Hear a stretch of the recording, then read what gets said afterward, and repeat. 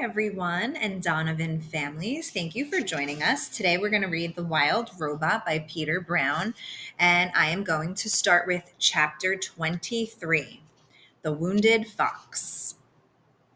My face, my beautiful face, somebody help!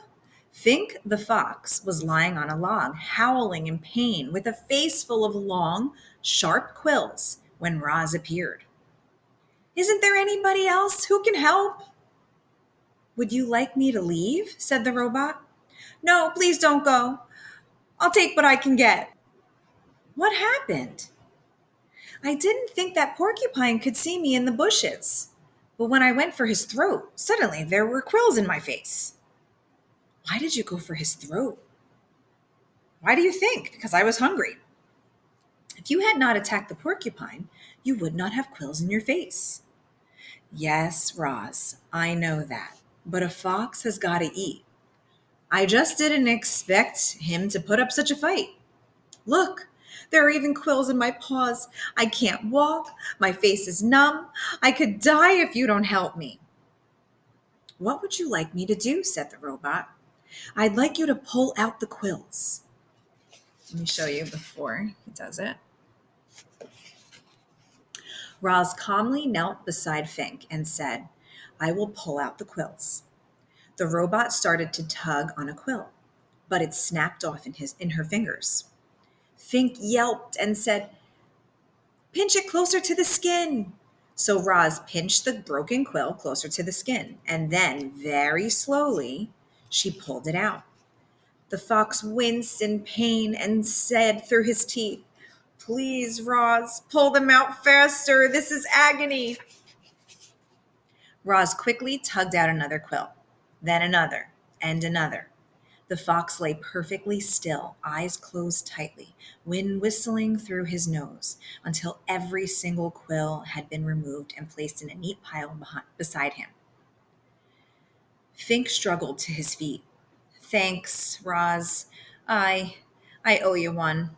The fox smiled briefly, and then he limped away. Chapter 24, The Accident. As Roz wandered through springtime, she saw all different ways that animals enter the world. She saw birds guarding their eggs like treasures until the chicks finally hatched. She saw deer give birth to fawns who were up and running in a matter of minutes. Many newborns were greeted by loving families. Some were on their own from the very first breath. And, as you're about to find out, a few poor goslings would never even get a chance to hatch. Roz was climbing down one of the forest cliffs when the accident happened. The wind started blowing out of the north, and suddenly clouds were rushing over the island. With the clouds came a spring shower, a downpour actually. And there was our robot clamping her hands onto a wet block of stone on the side of the cliff, but the block couldn't handle the extra weight. And as the heavy robot hung there, cracks suddenly shot through the stone and it started breaking apart. Down went the robot, plummeting into the treetops below. She crashed through branch after branch before finally hooking an arm around one. Then she dangled there, gently swinging as rocks roared past her on their way to the forest floor. When the dust settled, Roz shimmied down to the trunk.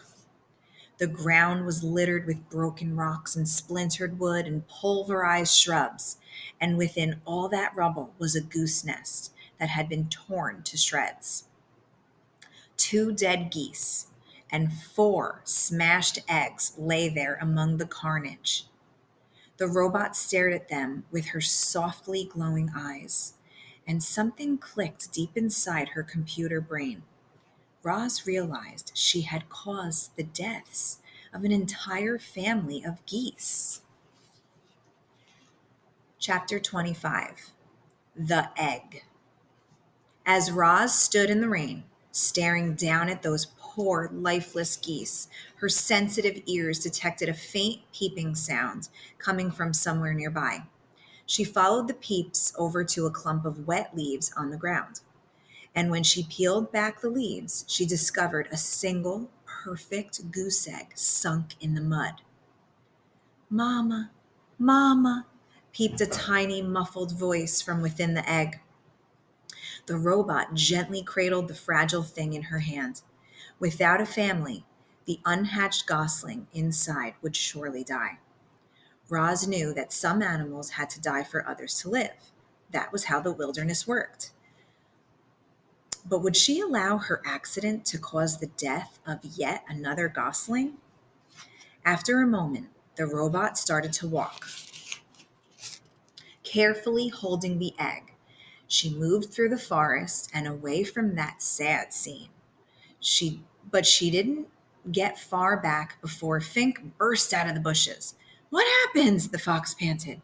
"The whole forest was shaking." "There was an accident," said the robot. "I was climbing those cliffs when the rocks started to fall." "You should be more careful," said Fink as he checked out the robot's new scrapes and dents. "I'll need your help if I ever have more porcupine trouble." "I will be more careful." "What do you have there?" said Fink, looking up at Roz's hands. "A goose egg." "Oh, I love eggs. Can I eat it?" "No." "Please?" "No." "Why do you want it?" the fox scowled. "I thought you didn't eat food." "You may not have this egg, Fink." The fox sighed. He scratched his chin, and then he started sniffing the breeze. His nose had found the scent of the dead geese. "You can keep your egg," he said as he trotted towards the cliffs. "I smell something better." The robot walked on through the misty forest for a long time, until she was standing beneath a sprawling oak tree. Roz placed the egg on a pad of moss. Then she snatched grass and twigs from the ground and delicately wove them together to make a little nest. She placed the egg inside the nest,